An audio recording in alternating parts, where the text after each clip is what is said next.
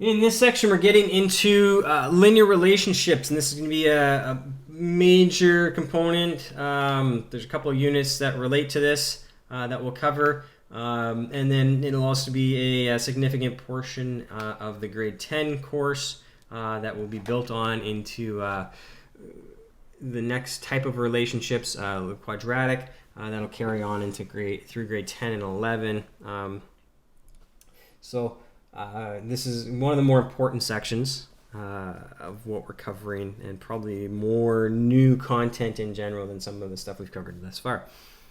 So, getting ready. Some review. Recall when we're working with fractions, you can reduce fractions by dividing the numerator and denominator by the same number. To get the lowest terms, divide by the greatest common factor.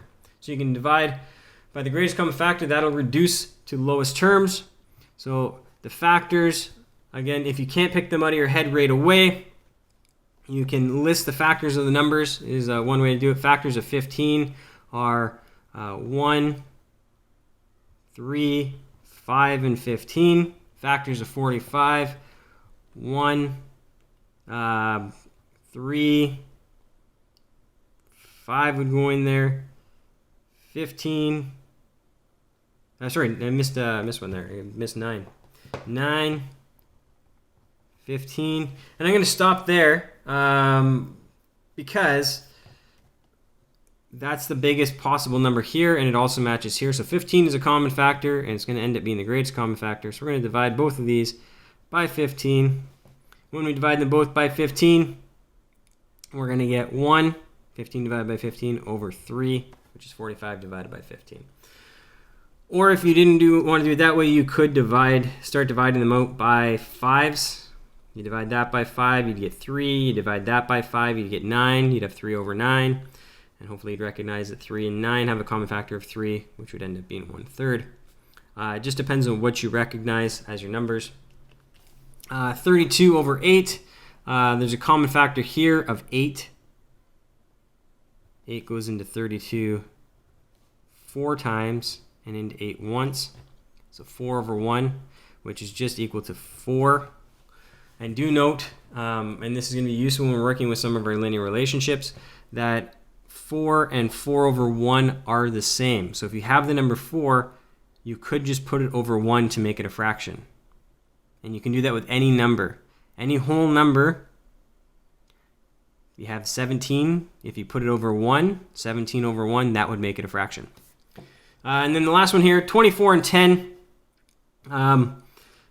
These two were nice. The 8 and 15 were common factors. 10 is not a common factor of 24.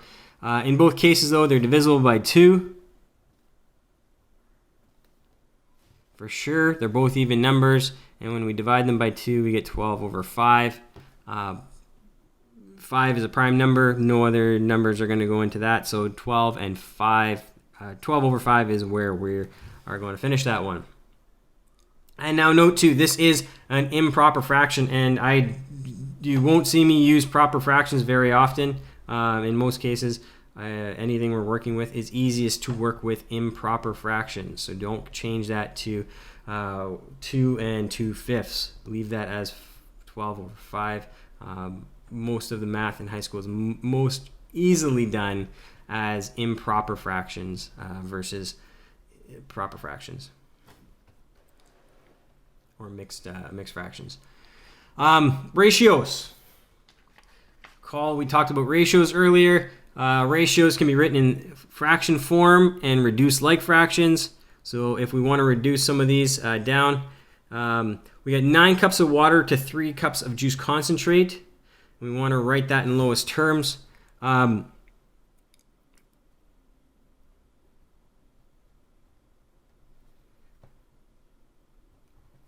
Because we're not told what we want as the part to whole, we're going to write it as a part to part, and then we're just going to reduce that. So just like the fraction, what's the common number? Both of these are divisible by 3. We're going to get 3 to 1. So that reduces down to 3 to 1. 48 dogs to 44 cats and 4 birds. 48 to 44 to 4. Well, they're all divisible by 4. So we're going to divide everything by 4. And when we do that, we're going to get 12 to 11 to 1. So that's reducing ratios, done the same way as fractions. And again, you can write them as fractions, but in these cases, because we're doing part to part, it doesn't fit as a fraction. It has to be part to whole. Rates, recall rates. We've used those a bit. So the unit rate is found by dividing the first part by the second of the rate. So we want to find the unit rate in a couple situations here. Running 6 kilometers in 30 minutes. 6 kilometers divided by 30 minutes equals 6 divided by 30 is going to be 0.2 kilometers per minute. Now, in some cases, looking at this one, we might even think that might make even more sense to some people by saying 6 kilometers in 0.5 hours. So it is possible to change those units if it makes sense to, and in that case we would get 12 kilometers per hour. So 0.2 kilometers a minute equals 12 kilometers an hour. But this would be perfectly fine as we did have kilometers and minutes. In the next case, 10 kilograms of nuts cost $440.50. Well, it's going to be the cost per kilogram.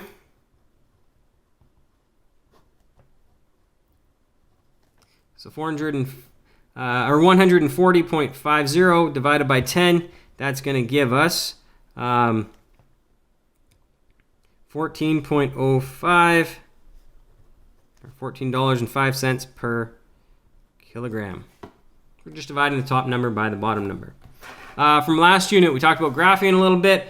Recall that the points can be stated as ordered pairs in the form x, y, and there's horizontal value and then the vertical value when we do that. So here's a few points on the graph.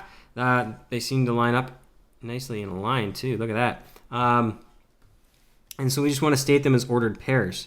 So A is -6 and 4.